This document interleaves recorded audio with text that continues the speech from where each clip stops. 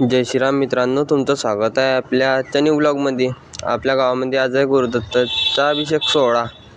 हे आपल्या गावचं गुरुदत्त मंदिर, इकडे स्थापना होणार आहे मूर्तीची.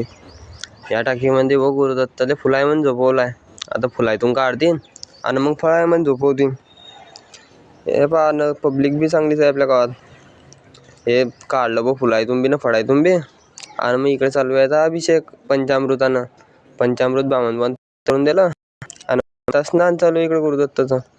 पंचामृतानं स्नान झालं आणि मग पूजा चालू झाली पूजा. नामवाले खानापूरची जत्रा होते असतं पाहिलं तर. इकडे तर आपल्या गावातले पोरं चायनीज खात होते हा भाऊ तर म्हणे काय हो तुम्ही.